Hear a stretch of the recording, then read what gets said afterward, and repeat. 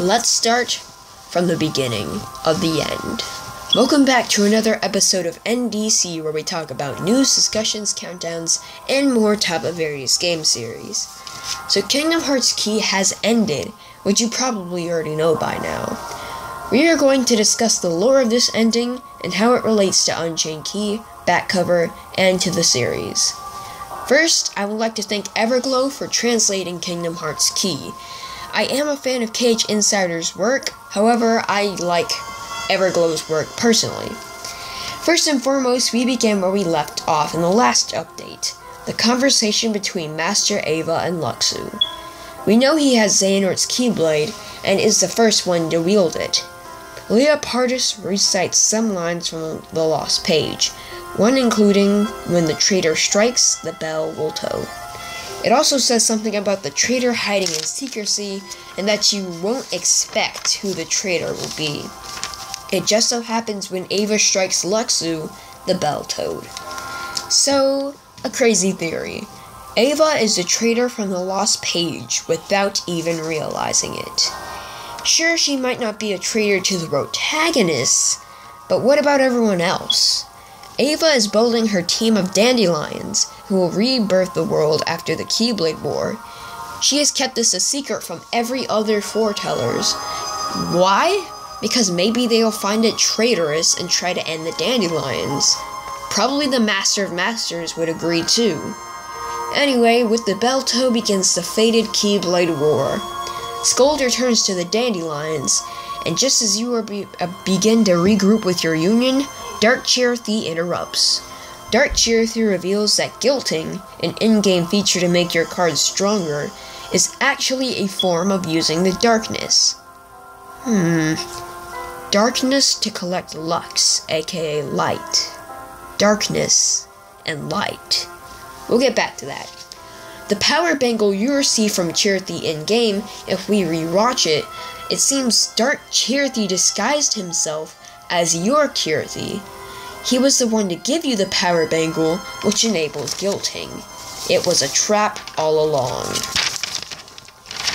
Dark Chirithy summons Heartless and eventually merge with them, creating a super-powered Heartless. He also said that he is your Chirithy.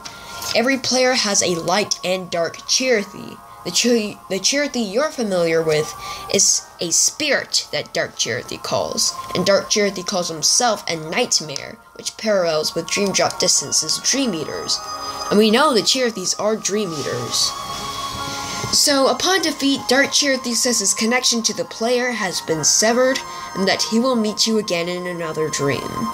I find it interesting that the next update to the international version of Unchained Key is when Dark Chirithy is introduced. Coincidence? I think not. Anyway, a few days after he faded away, the Keyblade War has begun, and you participate.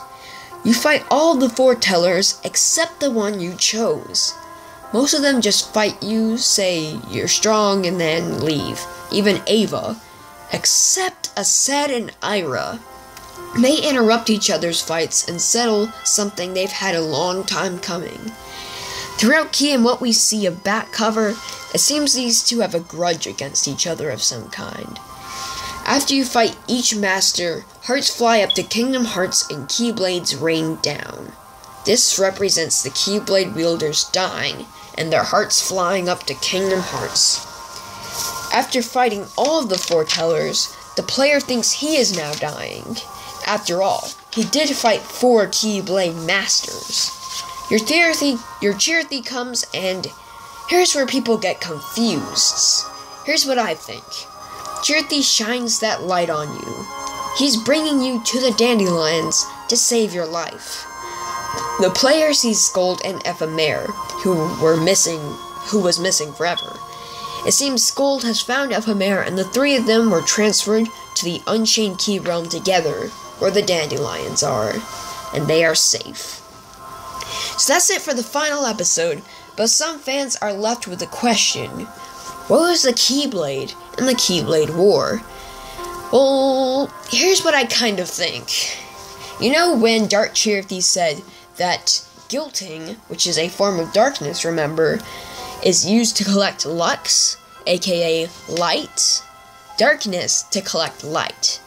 What if the power of gilding, which is darkness, was the same force and power of collecting light? What if one foreteller decided to collect lux and knew about the gilding process so that he can create the Keyblade? That's where the Keyblade War is about. But why didn't we figure this out? I'll get to that later. Now we will analyze and discuss the short special episode. What was in here was definitely unexpected to many. So Dandelion's flying the opening, meaning yes, we are in Unchained Key's realm. With the Dandelions, we are seeing events that will happen in Unchained Key currently. The player and Chirithy end up in a completely new world, Enchanted Dominion. Here we learn from Chirithy that every event from Ava requesting you to join the Dandelions were only dreams. Strange, huh? That means the Keyblade War was only a dream? Well, no. The only dream was the player in the Keyblade War. The player hasn't experienced the war. At least, not yet. So the player and Chirithy explore the Enchanted Dominion while we see the Maleficent mention Sora and his friends, and how they can't meddle here. Speculation, commence! First off, this is either the real Maleficent or the Maleficent from inside the Book of Prophecy. Okay, so the entirety of Key takes place in the Book of Prophecy. Maleficent stated the Book of Prophecy can make up an entire world and can conjure beings and powers that have yet to exist. This has been used by the foretellers to create cards and medals, powers of the future. This also explains how events and worlds can happen years and years before they actually take place. Maleficent and Pete set out to find this book, and I guess they succeeded. Now Maleficent could have entered the book herself, or caught her character in the book up to speed.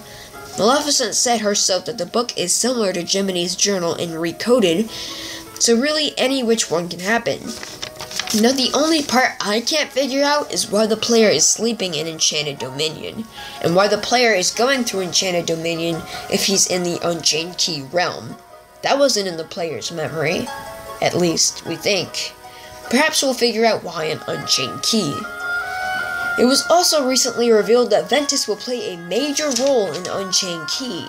Somehow. So remember when I said that we were going to come back to the Keyblade creation? Perhaps, now that we know that it was all just a dream, perhaps that wasn't how the Keyblade War went. And that's not how it's going to go. Perhaps the Keyblade will be more involved in this war. We just never know. But anyways, that's about it for my discussion.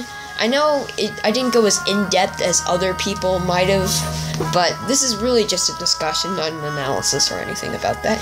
I just wanted the topic of Kingdom Hearts Key to get going after the ending came and we had time to speak about it. So, like to share your appreciation, comment, share thoughts, share a favorite, and subscribe to become a Kingdom Gamer, and for some more NDC, and I will see you in the next video.